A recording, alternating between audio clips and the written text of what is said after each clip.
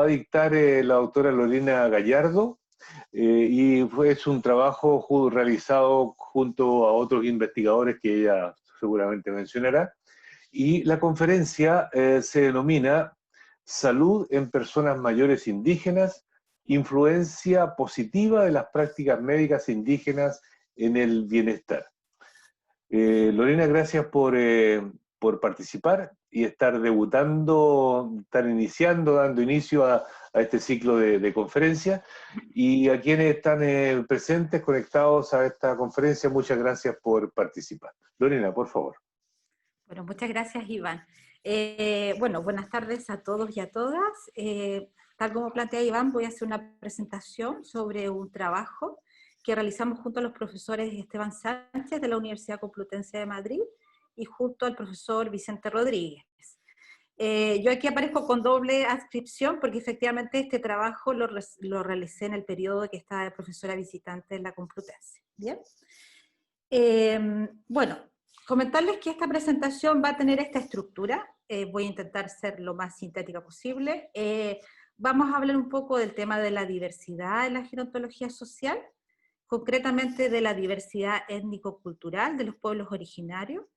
Les voy a dar a conocer cuáles son las hipótesis de esta investigación, los aspectos metodológicos, concretamente del proyecto Fondesit, regular en el cual se enmarcaba. Luego vamos a ir analizando los resultados multivariados y luego vamos a hacer una discusión y algunas propuestas a futuro. Y también les aprovecho de adelantar que este trabajo ya está publicado, así que al finalizar la presentación yo les voy a dar las indicaciones por si quieren acceder a él para poder profundizar algún tema. ¿Bien? Bueno, vamos con algunos antecedentes generales. ¿Bien? Existe un amplio reconocimiento científico, tanto nacional como internacional, de las diversas maneras de envejecer. ¿Ya? Quizás esto como lo que más suena en este momento, que hablamos todos los que trabajamos en el ámbito del envejecimiento. ¿Ya? Lamentablemente, aunque estamos muy conscientes que hay distintas maneras en cómo uno puede envejecer, políticamente todavía eso no se logra vislumbrar y en general la política social trata a las personas mayores como si fuese un grupo homogéneo. ¿Ya? Concretamente en el ámbito de la gerontología social, se incluye cada vez con más fuerza el eje interseccional en tratar de profundizar en concreto estas diversas maneras de envejecer, ya sea en el eje de la diversidad sexogenérica, la diversidad que se pueda dar por el ámbito socioeconómico, la clase social, la diversidad también funcional, que está con mucha fuerza, y efectivamente la diversidad étnico-cultural, que es la que trata esta presentación. Y bueno, hay otras maneras también de entender la diversidad. Entonces, cuando hablamos de la perspectiva de la diversidad, o lo que se llama también el envejecimiento diferencial, es en el fondo una perspectiva en la cual reconocemos y tomamos en cuenta las distintas percepciones, necesidades, los saberes y los contextos en la variedad de grupos de personas mayores frente a un proceso de envejecimiento que, como lo estamos diciendo, es diverso. ¿Bien? Concretamente la diversidad étnica, ¿no? Que es el tema que yo ya en los últimos años me he ido especializando y me gusta muchísimo. A nivel internacional existe una amplia evidencia empírica, o sea, en el fondo se hacen muchos estudios, países sobre todo con altas tasas de migración, y Chile en este caso en algún momento también nos tenemos que meter con ese tema de la diversidad por proceso de migración, y efectivamente cuando analizamos la diversidad étnico-cultural nos encontramos principalmente con investigaciones que se focalizan en las minorías étnicas producto de procesos de migración. Ahora, ¿qué es lo que yo voy a presentar? En el fondo es otro tipo de diversidad, sino centrada más en grupos que son nativos. Y efectivamente ahí los países que, digamos así, son punteros en este tipo de estudios son Canadá, Estados Unidos y Australia. Y destaca principalmente Canadá, quien lleva la mayor, tiene el mayor volumen de publicaciones con indígenas. ¿Bien?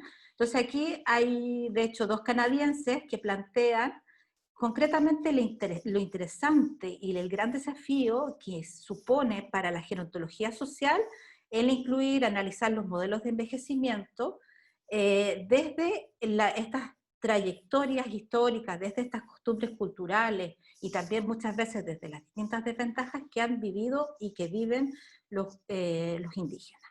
¿Bien?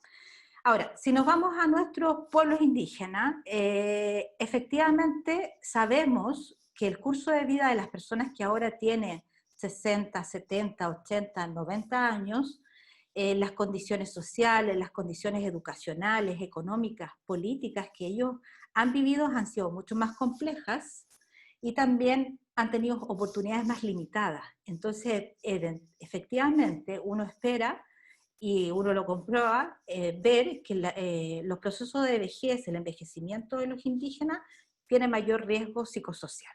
Tienen mayores riesgos psicosociales. Ya, y aquí un dato en el fondo un poco para refrescar la memoria, aunque yo creo que todos somos conscientes. Si llevamos esto a nuestra realidad chilena, sabemos que Chile efectivamente es un país multicultural. Tenemos cercano a un 10% de la población chilena que se declara pertenecer a un pueblo indígena. Y sabemos nosotros que están reconocidos 9 grupos indígenas, el más popular o los que más población hay son los mapuches, seguidos por el pueblo aymara. Y me gustaría aquí en el fondo también hacer un reconocimiento a la reciente incorporación, el reconocimiento al pueblo tribal afrodescendiente. Ahí es otro tema que es un desafío y que también en algún momento podría contarles de eso porque estoy también trabajando en esa línea. Y ya para ir cerrando esta contextualización, los pueblos indígenas nos indican la última CACEN que tenemos disponibilidad, ¿no? de sus datos, que confirma efectivamente que las comunidades indígenas en nuestro país tienen una desventaja sustantiva en comparación con el resto de la población. Mayor analfabetismo, desigualdades en el acceso a educación y salud, mayores indicadores de pobreza, menores ingresos, mayor desempleo, más problemas de malnutrición, hay más problemas de obesidad y de sobrepeso, y otras desventajas sociales. Pero no voy a cerrar los antecedentes teóricos, quedándome en una parte tan negativa, sino también reconocer que en nuestro país en los últimos años han habido grandes avances en materia de políticas sociales, con una discriminación positiva hacia los pueblos indígenas, y destacar efectivamente el programa de salud intercultural. ¿Bien? Entonces, todo esto, ¿para qué los llevo? Para, en el fondo, mostrarles que este estudio se basó en 4 hipótesis, y luego vamos a ver en los resultados cómo, en el fondo, estas hipótesis, si se corroboran o no. La primera es que partíamos de la idea de las personas mayores que mantienen sus prácticas médicas originarias, o la medicina alopática, como queramos decirlo, ¿no? Eso se asocia con mayor bienestar, con mejor salud. Y también pensábamos, y así en el fondo los resultados lo indican, que esta relación no es incompatible con mantener un tratamiento de medicina convencional, ¿ya? Es decir, con ir al hospital, conseguir ir al CESFAM, etc. Luego, una segunda hipótesis es que planteábamos que esta asociación también hay procesos psicosociales que están influyendo, y concretamente la resiliencia. ¿Bien? Después, una tercera hipótesis es que no solamente pensábamos que las prácticas médicas iban a influir en mayor bienestar, sino también el poder transmitir los conocimientos a los hijos, a los nietos, iba a generar mayor bienestar. Y ahí vamos a ver qué esos resultados nos dan después. ¿Ya? Y por último, que el papel de las prácticas relacionadas a la medicina se iba a comportar de manera distinta en los aymaras y mapuches, y también vemos que hay comportamientos diferenciados, efectivamente. ¿Ya? Entonces, la metodología. Ya les adelantaba yo que esto se enmarca dentro de un proyecto Fondesit, que lo finalizamos este año. Es un estudio cuantitativo y transversal. El trabajo de campo lo realizamos en el año 2017. Todas las escalas se explicaron a través de entrevistas personal por profesionales del área social. ¿Ya? Luego vamos a ver qué escalas aplicamos. Logramos una muestra de 800 personas en zonas rurales, y de ellas el 71% son indígenas, y con ese 71% nos vamos a quedar en esta presentación. Y bueno, también siempre es importante comentar que hay todos los resguardos éticos detrás de este estudio. Respecto a las características de la muestra en esta investigación, vemos que en términos de sexo hay una distribución homogénea, casi mitad y mitad, entre hombres y mujeres. Se trata de una muestra joven, que la mayoría está entre los 60 y 69 años, y esto es claramente un sesgo y un problema que solemos tener en los estudios cuando trabajamos con personas mayores. Siempre solemos llegar más a ese grupo que a los de 80 y más. Luego, los resultados también nos indicaban que la mayoría estaba casado con pareja, y luego, efectivamente, la gran, en el fondo, fortaleza de esta investigación es que se trataba de una muestra multiétnica, en términos que 201 eran aymaras, 368 mapuches y 231 no indígenas. Entonces, como les planteaba yo, de ahora en adelante vamos a hablar solamente de los 569 indígenas. ¿Bien? Entonces aquí también es interesante esto de poder contextualizarlo, ¿ya? Para quienes, bueno, yo creo que ustedes se manejan un poco en la distribución geográfica de nuestro país, pero entender que los aymaras fueron entrevistados en zonas rurales de la región de Arica y Parinacota, y los mapuches en zonas rurales de la región de la Araucanía. ¿Bien? Ya, y aquí nos vamos un poco a mostrar los instrumentos que están detrás de esta investigación. Entonces, para valorar depresión utilizamos el GDS. Todos sabemos que es ampliamente reconocido, incluso reconocido por el Ministerio de Salud en Chile, y usamos la versión de 15 ítems.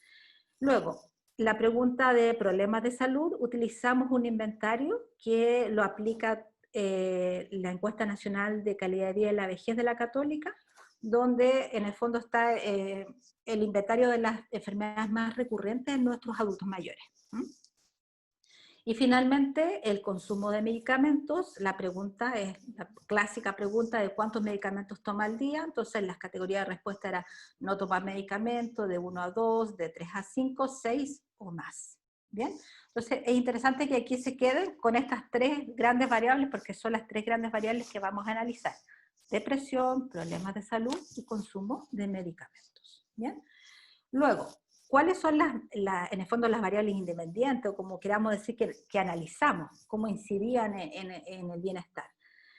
Había una pregunta sobre, que el enunciado era, en caso de sentirse enfermo, de sentirse enferma, usted, ¿ya? Y aquí las categorías, entiendan, de respuesta no eran excluyentes, de hecho al contrario, la gente respondía más de una, ¿ya?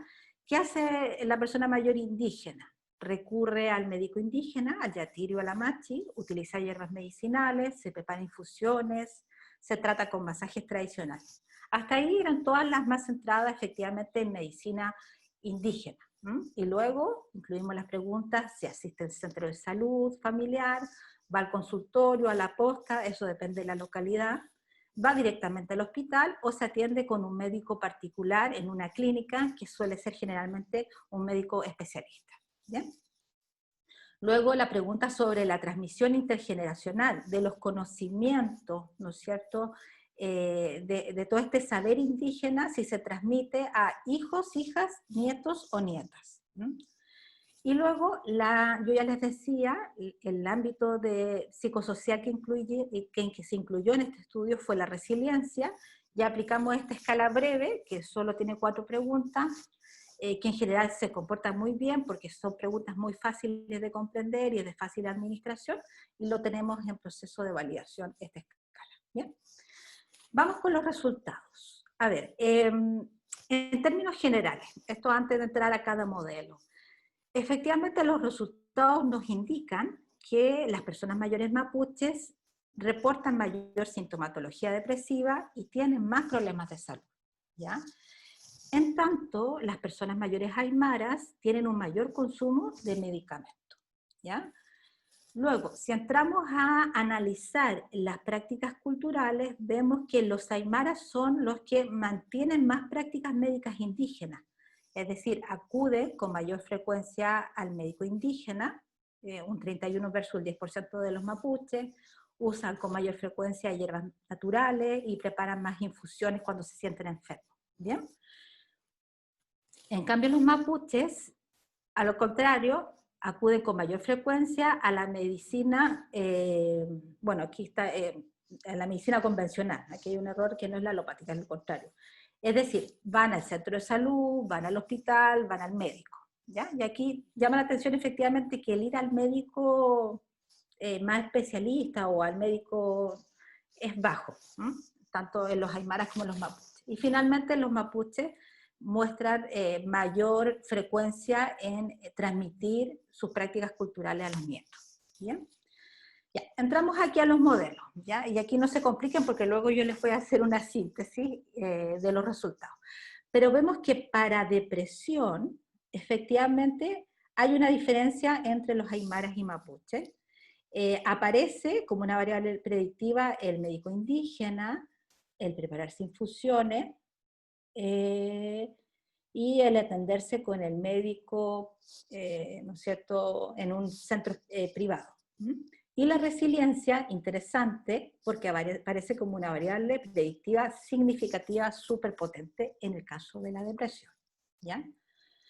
Luego, nos vamos a problemas médicos, ¿no es cierto?, colesterol, hipertensión, todos los problemas, les decía yo, más recurrentes en las personas mayores. Aparece el género, aparece la edad, aparece el nivel educativo, aparece también una diferencia entre los aymaras y los mapuches. Nuevamente se mantiene el prepararse infusiones, el atenderse en el hospital, el atenderse con un médico privado, y la resiliencia aparece tímidamente, pero aparece. ¿Ya? Y finalmente, en el consumo de medicamentos, vemos que aquí hay ya una diferencia porque aparece el nivel de educación, los ingresos económicos, también vemos diferencia entre los aymaras y los mapuches, se mantiene el prepararse infusiones, el atenderse en el hospital, y la resiliencia nuevamente, aunque significativamente un poquito más bajo, pero aparece en todos los modelos. ¿Ya? Entonces, rebobinando un poco el tema de los resultados, ¿ya? Que me pasé una, perdón. En términos de depresión, ¿no es cierto? Vemos que los resultados muestran que efectivamente ser mapuche se asocia con más depresión. ¿Qué elementos o qué variables están generando más depresión? Y aquí en el fondo también fue un tema que lo discutimos con los otros investigadores. Las personas mayores que acuden al médico indígena muestran más depresión.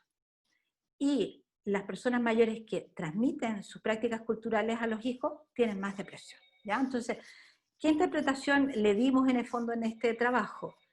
En el caso de los médicos indígenas, nos centramos mucho en este cambio en el sistema de organización social que están teniendo los indígenas con la entrada de religiones que no son católicas, ¿ya?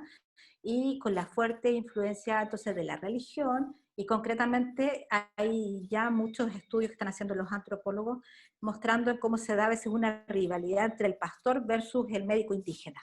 Entonces ahí a lo mejor ese análisis pensamos que esa es la disyuntiva que puede estar incidiendo. Luego, en la transmisión de prácticas culturales, claro, suena raro decir que genera más depresión, pero el sentido que le dimos es entender un poco el contexto geográfico donde nosotros hicimos el estudio, que son localidades que están con un fuerte proceso de despoblamiento, muchas de ellas en zonas muy aisladas, y que en general se produce una gran migración de estos hijos en edad productiva a entornos urbanos para poder trabajar. Entonces a lo mejor ese efecto de no tener cercanos los hijos para transmitir los patrones culturales puede estar generando efectivamente mayor depresión. ¿Ya? Ahora, ¿qué es lo que nosotros en el fondo central de este estudio? Efectivamente, el consumir infusiones, usar medicamentos de hierba y transmitir las prácticas culturales a los nietos y ser resiliente, se relaciona con menos depresión. Entonces, en el fondo ahí podemos demostrar nuestras hipótesis de base, y luego también vemos que las personas mayores aymaras que transmiten sus prácticas a nietos tienen menos depresión, y las personas mayores que acuden al CESFAM tienen más depresión. ¿Ya? Esas son como las interacciones estas que nos dan por cada grupo étnico. Luego, en problemas de salud, y aquí en problemas de salud como que en el fondo se retracta o no aparecen estas variables que esperábamos. ¿Por qué? Porque en el fondo sí los datos nos muestran que los mapuches tienen más problemas de salud, que ser mujer se asocia con más problemas de salud, y eso la evidencia empírica todos sabemos que es muy clara en plantearlo. A mayor edad, más problemas de salud, también tiene sentido, y nos da, curiosamente, que a mayor escolaridad, más problemas de salud. Ya, pero también hay que tener cautela en entender que la escolaridad en nuestra muestra es o no tiene escolaridad básica completa o tiene escolaridad básica completa. Ahí generalmente es donde llega el nivel de escolaridad. Tenemos muy pocos casos con una escolaridad, educación media o de ahí hacia arriba, ¿ya? Acudir al hospital se asocia con más problemas de salud, también tiene sentido. Y en cambio, el acudir al médico particular y ser resiliente son personas que tienen menos problemas de salud, ¿ya? Entonces lo que les decía yo, no logramos ni confirmar la hipótesis 3, que tiene que ver con la transmisión intergeneracional, eso no se logró comprobar ni la 4, ¿bien? Y finalmente el consumo de medicamentos, ¿no es cierto?, se asocia con más problemas, bueno, aquí con más consumo de medicamentos a las personas que son aymaras, los con menos escolaridad y los con menos ingresos, ¿ya? ¿Quiénes tienen menos consumo? Y aquí nuevamente comprobamos lo que esperábamos. Quienes consumen hierbas medicinales, acuden al hospital y son resilientes, ¿ya? Entonces, los resultados son bien variados, bien, o sea, no se dan de manera tan como uno espera, pero en el fondo también es interesante entender que efectivamente yo creo que estas disyuntivas se están dando en la realidad de nuestras personas mayores indígenas. Entonces aquí, ya como para ir un poco discutiendo, efectivamente yo recién recalcaba la importancia que tiene en Chile el programa de salud intercultural, pero también entender que este programa, que tiene muchas cosas positivas, también tiene algunos elementos que en este estudio nos muestra que no es uniforme su efectividad, si comparamos los aymaras y los mapuches. Y de hecho hay una línea que sigue esta antropóloga de aquí de Arica, Vivian Gavilán, que plantea que efectivamente el enfoque intercultural de salud tiene un éxito limitado como consecuencia efectivamente de la falta de consideración de algunas tradiciones de salud indígena, ¿ya? Y ella principalmente hace una crítica que en general a veces el modelo no es tan participativo como lo debiera ser, y es más bien impositivo. Entonces ahí, en el fondo, lo que podríamos claramente pensar como un gran desafío es que la política ojalá fuese más participativa y más integre de una manera más abierta a los pueblos. Luego, esto quizás vuelve a insistir como el eje de nuestro estudio, efectivamente la importancia del conocimiento y del mantenimiento de la medicina indígena natural para la salud es clara. O sea, los resultados nos muestran algo que yo creo que todos sabíamos, pero que en el fondo en Chile no lo hemos probado mucho, que si uno está enfermo, el tomarse una hierba, ponerse un ungüento, en el fondo va a generar algo bueno. Entonces, todos sabemos que cada comunidad indígena tiene sus especies autóctonas y hay sabiduría, ¿no es cierto?, en términos de saber cuál usar en situaciones muy específicas. Por ejemplo, yo aquí traía un ejemplo, en la comunidad aymara, en las personas que tienen diabetes, se usa, por ejemplo, la flor de la yareta. Entonces, todos estos hallazgos nos muestran que eso sí viene a demostrar que hace bien. Ahora, vuelvo a insistir, siempre que se mantenga, ojalá, la complementariedad de los dos modelos de salud, ¿ya? Entonces, tenemos que seguir avanzando como país en programas de salud intercultural, y también es interesante para este avance poder hacer más estudios, más investigaciones, ¿ya? Luego, la influencia que tiene la transmisión de conocimiento en los nietos en la salud mental. Esto a mí me parece interesante y también bonito de demostrarlo, y ojalá que eso se pudiera traducir, ojalá en un programa, en una política, bueno, a lo mejor no nacional, pero a lo mejor a nivel local, es decir, crear políticas de encuentro intergeneracional, que hay alguna en Chile, pero ninguna efectivamente con un enfoque étnico. O sea, en el fondo eso tenemos que avanzar, porque los resultados de nuestro estudio lo confirman y hay mucha evidencia empírica internacional que demuestra que esto efectivamente genera bienestar en las personas mayores, ¿bien? El poder transmitir sus conocimientos a otras generaciones. Y con esto voy a ir cerrando. La resiliencia, que yo así como soy una fan de este recurso personal, familiar, comunitario, que creo que en el fondo tenemos que investigarlo y potenciarlo en el ámbito de la gerontología social, nos da como una variable central en los tres modelos, pero principalmente en depresión, ¿ya? Es decir, esta capacidad de adaptación es una habilidad que tenemos los seres humanos o la vamos desarrollando, y cuando nos hacemos mayores nos permite tener una vejez más exitosa, más saludable, ¿ya? Sabemos que uno en el fondo se hace consciente de sus propios recursos, su propia fortaleza, afronta estos problemas complejos, y en general la resiliencia que nos muestra que uno sale más fortalecido y sale en una versión mucho mejor después de haber vivido esa crisis. Y entonces también yo quería en el fondo destacar la idea que hay en la gerontología social más de corte étnico, en destacar que la resiliencia es un proceso, en el caso de las comunidades indígenas, comunitario, más que individual. Es un proceso que se construye en la comunidad. O sea, en el fondo, si pensamos en nuestros pueblos originarios, en los mapuches, ellos son resilientes en un proceso colectivo, más que un proceso individual. ¿Bien? Y ya para ir concluyendo, quería traer a colación que lo hacemos en este trabajo de nuestro norte, ¿no es cierto? Todos sabemos que nuestro norte son los Objetivos de Desarrollo Sostenible. En concreto, este estudio se vincula con el tercer Objetivo de Desarrollo Sostenible, que es garantizar una vida sana y promover el bienestar de las personas de todas las edades. Y efectivamente, yo lo que recién les decía, ojalá nos interesemos más en investigar esto de las prácticas culturales, de la salud, de los indígenas, porque en la medida que comprendemos los patrones culturales, podemos diseñar políticas sociales, políticas de salud que sean más atingentes, que sean más específicas y que tengan más sentido para estos colectivos. Y ya, para efectivamente ir cerrando, entonces si a alguno le interesa este estudio, lo tenemos publicado en la Revista Británica de Trabajo Social, aquí está el link para que puedan acceder, y decirles que es de libre acceso, así que cuando quieran, y agradecerles, y ahí está mi correo por cualquier cosa que quieran profundizar.